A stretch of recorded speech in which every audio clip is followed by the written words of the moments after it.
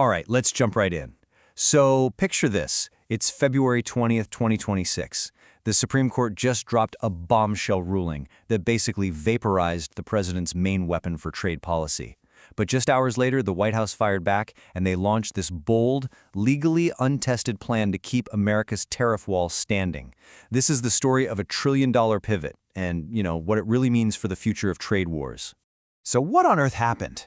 Well, to put it simply, the Supreme Court took a legal sledgehammer to the very foundation of the president's entire tariff strategy. The whole fight was over this law called the International Emergency Economic Powers Act, or IEEPA. Now, this thing was written back in the 70s for sanctioning our enemies during national emergencies, not for setting broad economic policy. But for more than a year, it was the go-to tool for these huge, sweeping tariffs. And the court just said, nope, you can't do that, it's unconstitutional. And the core of the ruling, it really came down to the fine print. Chief Justice Roberts, writing for the majority, pointed out that the administration built its entire tariff castle on just two words in the law: regulate and importation. The court's 6-3 decision basically said, look, giving the president power to regulate trade in an emergency is one thing, but giving him the power to unilaterally tax it with tariffs, that's something else entirely. A huge, huge distinction that just changed the entire game. And the financial fallout from this? Whoa, it is absolutely staggering. The ruling instantly blew a nearly $2 trillion hole in the government's budget projections for the next 10 years. And even more pressing, it means that up to $175 billion in tariffs that have already been collected might have to be refunded. I mean, that is a massive fiscal headache, no matter which way you look at it. But you know what? The administration, they didn't even blink. Instead of backing down, the president pivoted, and he did it fast.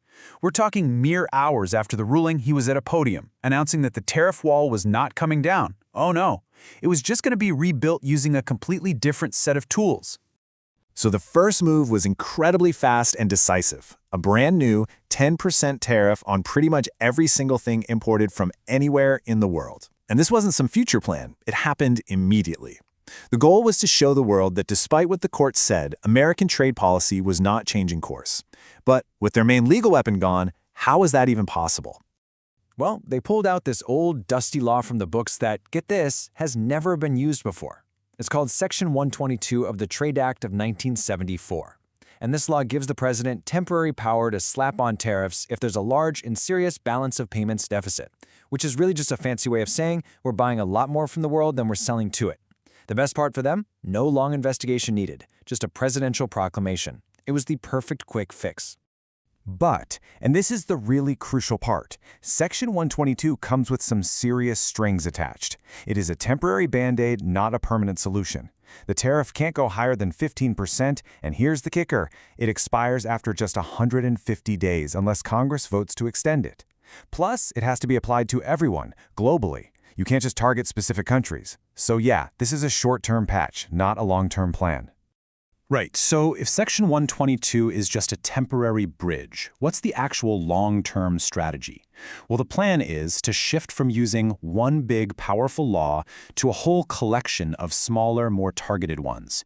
It's a total strategic overhaul, basically forced on them by the Supreme Court.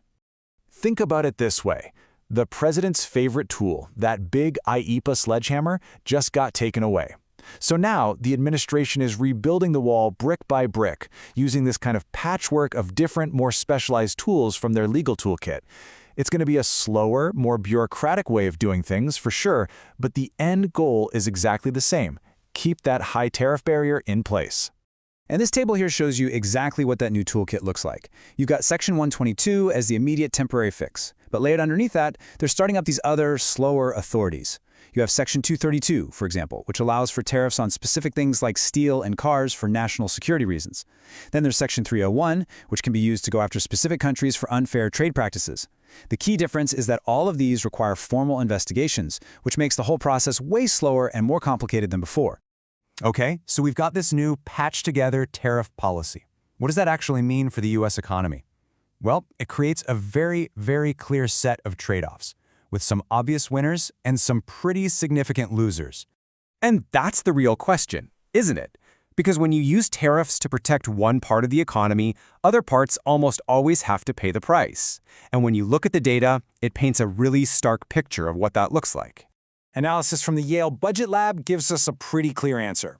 The tariffs are expected to give U.S. manufacturing a little boost, about 1.2%. So that's the win.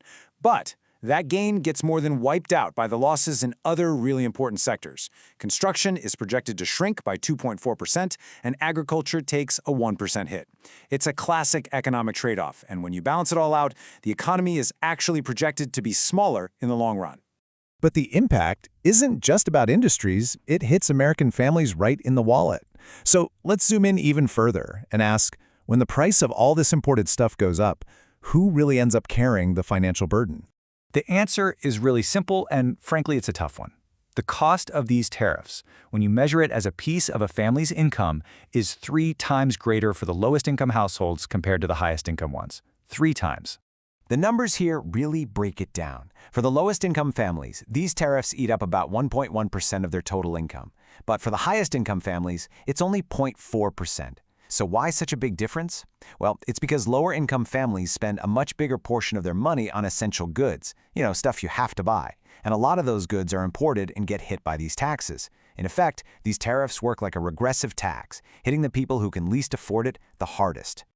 So let's just quickly recap the big points here. First, the Supreme Court took away the president's biggest tariff power.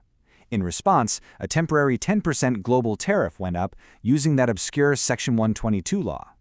The long-term plan is a patchwork of other, slower laws. Economically, you get this trade-off where manufacturing gets a small boost, but it's at the expense of bigger losses in places like construction. And finally, the financial weight of it all falls heaviest on lower-income families. And that really brings us to the big question hanging over all of this. The president's signature policy was taken apart, but a new version is already being built from a whole different set of legal blueprints. So are we just watching a frantic scramble to keep things as they are? Or are we actually witnessing the start of a permanent, fundamental change in the playbook for how America fights its trade wars?